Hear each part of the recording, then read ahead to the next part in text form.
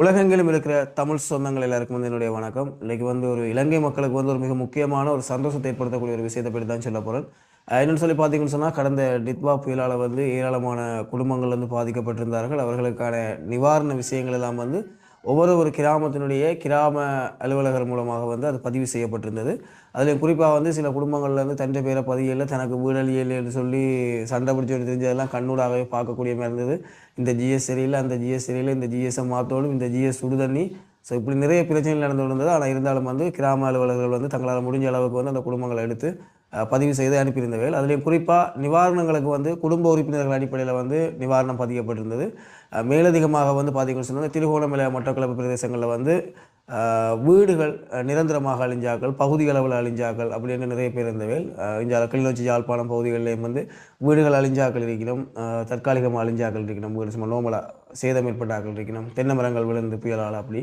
அப்போ எல்லாரையுமே கிராம அலுவலர்கள் முறைப்படி எடுத்து அந்த தகவல்கள் அனுப்பியிருந்தவர்கள். அந்த அடிப்படையில் இலங்கை முழுவதும் 6500 குடும்பங்களுடைய வீடுகள் முழுமையாக அழிவடைஞ்சிருக்கு. முற்றும் முழுதாக 100க்கு 100% முற்றும் முழுதாக அந்த வீடுகள் உடைஞ்சிட்டுது, சேதமடைஞ்சிட்டுது.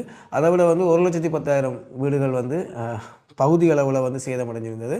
இந்த பகுதி அளவில் சேதமடைந்தவர்களுக்கு ஒரு பண உதவி ஒன்று வழங்கப்பட இருக்குது. அது மட்டும் இல்லாமல் முழுமையாக சேதமடைந்த 6500 வீடுகளும் மீள கட்டி கொடுக்கப்பட போகுது. மிகப்பெரிய ஒரு அமௌண்ட் ஒன்று வழங்கப்படுது. ஆனால் அந்த அமௌண்ட் எவ்வளோ ஒன்று இன்னும் சொல்லப்படையில். ஆனால் அவர்களுக்கான அவர்களுடைய வீடு எப்படி இருந்தோ 6500 பேருக்கும் ஒரே அளவான சமனான ஒரு வீடு ஒன்று கட்டி கொடுக்கப்பட போகுது. என்னை பொறுத்த வரைக்கும் கிட்டத்தட்ட ஒரு 20-25 லட்சம் ரூபாய்க்கு மேற்பட்ட பொறுமதியில் அந்த வீடு இருக்கும் என்று நாங்கள் நம்புகிறோம். அந்த 6500 குடும்பங்களும் மிக சந்தோஷப்பட வேண்டிய ஒரு தருணம். அதில் குறிப்பாக இந்த விஷயம் முதலே அறிவிக்கப்பட்டுட்டுது. ஆனால் இன்றைக்கு நடந்த புது விஷயம் என்ன சொல்லி பார்த்தீங்கன்னா, இந்த வீடு தொடர்பான நம்பகத்தகு. இப்போ நீங்கள் இவ்வளோ காலம் வீடு கட்டித்தரன்னு சொல்லியிருக்கிறாங்க, வீடை கட்டி தருவாங்களோ தரமாட்டாங்களோன்னு ஜோதிச்சு வந்துருப்பீங்கள். ஆனால் வீடு கட்டி கொடுக்க போகிறாங்கன்றதுக்கான முதல் மிக முக்கியமான என்ன விஷயம்னு சொல்லி பார்த்தீங்கன்னு சொன்னால், இன்றைக்கு அனுராதபுரம் குருநாகல் பகுதியில் இந்த வீடு கட்டி கொடுக்கறதுக்கான ஆரம்ப பணிகள் ஆரம்பிச்சிட்டுது. இன்றைக்கு அந்த 2 மாவட்டங்கள்லேயும் குறிப்பிட்ட பிரதேசங்களில் இன்றைக்கு அந்த வீடை கட்டி கொடுக்க ஆரம்பிச்சிட்டோம். ஸோ அதனால் இந்த வீடு கிடைக்குமா கிடைக்காம போயிடுமோன்னு சொல்லி நிறைய பேர் நீங்கள் கவலைப்பட்டு வந்துருப்பீங்க. எங்கடா அவங்க தரப்போகிறாங்க, நாடு இருக்கிற பிரச்சனைக்கு உங்கள் வீடு கட்டி தரப்போகிறாங்கன்னு யோசிச்சார்கள். கண்ணூடாக நிவாரணம் தர மாட்டாங்க, போய் சொல்கிறாங்க. இவ்வளோ காலம் ஆகிட்டுது நிவாரணம் தெரியல, இவ்வளோ காலம் ஆகிட்டு நிவாரணம் தெரியல, இவங்களை வீடு கட்டி தரப்போகிறாங்க.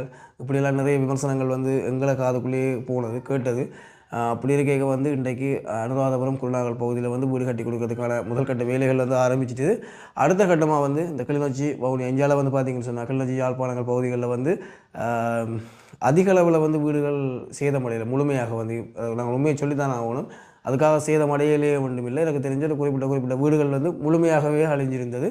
ஏராளமான வீடுகள் கூடுதலான தற்காலிகமான வீடுகள் இருந்த தகரங்கள் வீடுகள் இடிஞ்சு விழுந்தது, மண்ணில் கட்டி வச்சிருக்க வீடுகள் இடிஞ்சு விழுந்தது, அப்படியான வீடுகள் எல்லாம் இருக்குது. ஆனால் நிரந்தரமான வீடுகளை முழுமையாக இழந்தாக்கள் கொஞ்சம் குறைவாக தான் இருக்கிறோம், குறைவாக தான் இருக்கிறோம்.